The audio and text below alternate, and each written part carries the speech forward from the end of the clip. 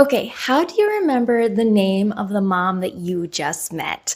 So, I always struggled with remembering people's names until I met my friend Steven. Now, Steven is someone that I met in college, and it didn't seem to matter whom he met. He could just strike up a conversation, and then, he would just remember their name, like the waitress at the restaurant or the name of the lady at the checkout store. It was just insane. And me, who struggled to remember people's names, I thought this was like, what is the superpower that you know? What is the secret that you have? Because he was just like, you probably have a friend just like this. He's just like, somehow, just i- is very interested in people. So one day I asked him, I was like, how do you remember everyone's names so easily? And he shared a couple of tips with me that I'm going to share with you, as well as some additional things that I picked up along the way. Because as moms, it can be really challenging to make new friends. And one of the foundational pieces of making new friends is to remember their name. I mean, how awkward is it when you go up to someone that you've met a couple of times and you are like, okay, I'm not going to sing anything because maybe their name will come back to me in conversation and then I can weave it in and it'll be fine. And then you get several minutes into the conversation and you're racking your brain and you're just like, I know I should know her name. What is her name? I can't think of it. Like, let me know if that's been you, because that's totally been me. And then you get to the awkward point where you're just like, I'm sorry, I can't remember your name. I know I should know it. I know we've met several times. What is your name? So hopefully these tips will help eliminate that experience altogether. But if you still are in that situation, can we just take the taboo out of recognizing that there's tons of information happening in our brain as moms, that it's okay and we should give ourselves grace, as well as the other mom that we're meeting if they end up in that situation.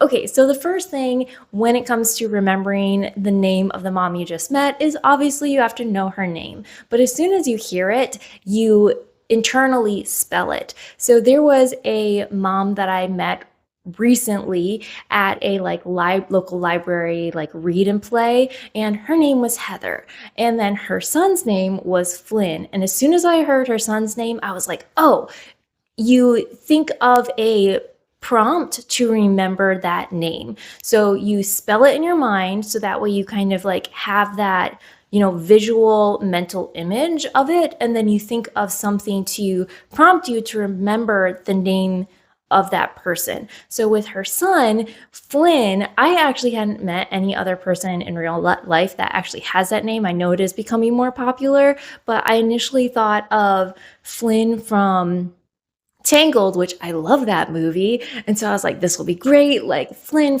Rider, that's her son. Tangled, got it. Now with her name was Heather. Did I already say that?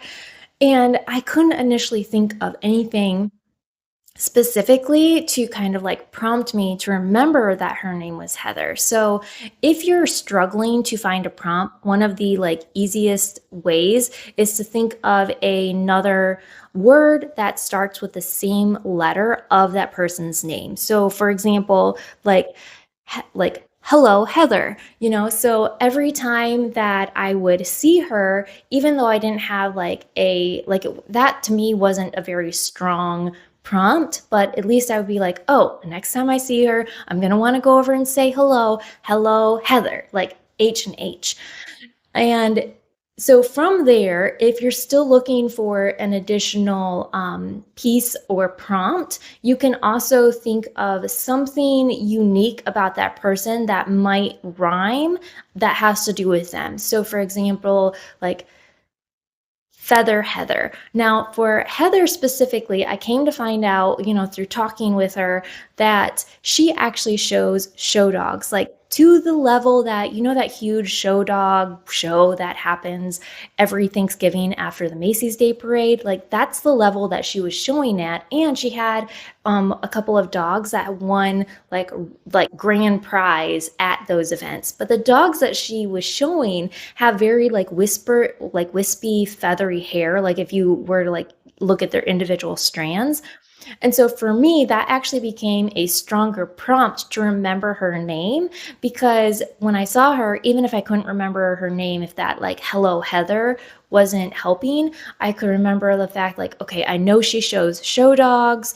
The dogs that she shows are very like wispy, feathery hair. Oh, Feather Heather. So hopefully that does give you some different prompts or different ways to like help like initiate remembering their names.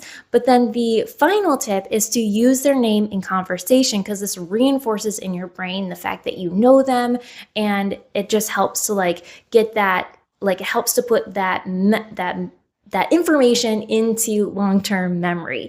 So I actually used to work at a call center, and after the person calls in and they identify, why they're calling and what they need, the nice thing about it is we had their account right in front of us on the screen so we could see their name, but we had to use their name somewhere in the course of our conversation. So I mean, if we didn't, then we would like get a point deducted when it came to like our quality scoring. So I got really good at weaving in people's names into the conversation, but it helped to make sure that I was using their name at like every single structure of the conversation at the same time. So that way I knew like if I got to the end of the call and I couldn't remember if I used their name or not, because when you get calls back to back, like they all kind of blend together. So I got into the habit of like when I would close the entire interaction, I would use their name at the end as like my parting salutation. So it might be like, hey, Heather, thanks for calling. Is there anything else I can help you with? No? Okay, great, bye.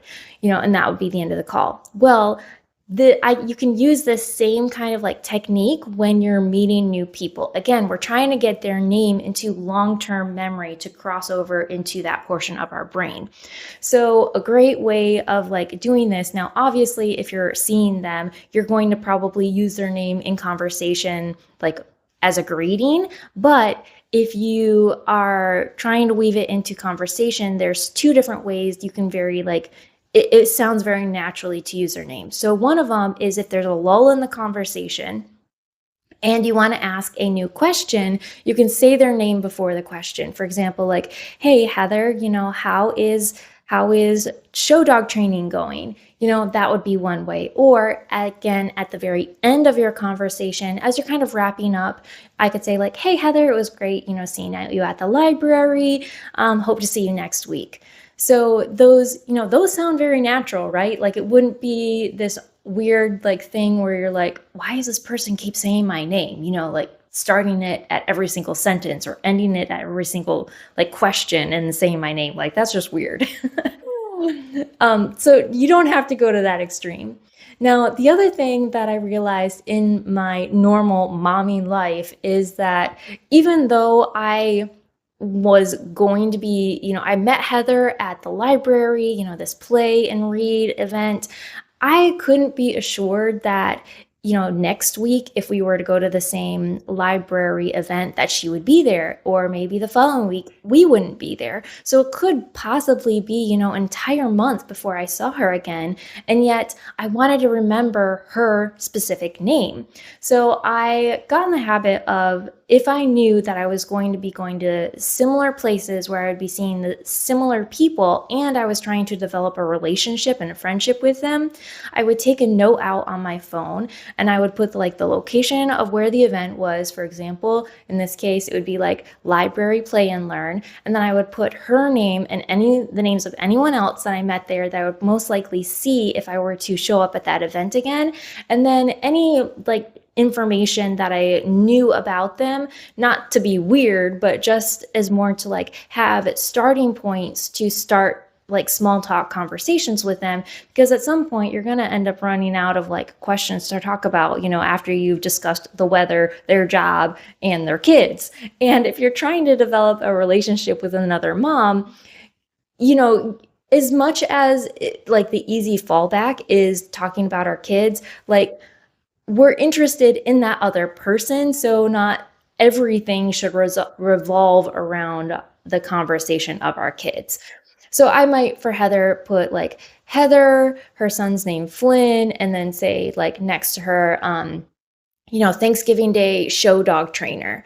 So that way when I go to my next library event, before I go in, I'm pulling up that note on my phone. I'm looking at everyone that I've met, all the interesting information about them that could spark conversation with, and then their names and any prompts that I've put next to their names to help me remember in the course of in the event or the, like get together. Like the triggers, the prompts to help me remember their name. So that because I'm not going to be pulling up my phone, while I'm like transitioning conversations, meeting or reintroducing myself to different people. So hopefully you found this helpful, but let me know if you have any suggestions or any tips to remember the names of other moms that you've met.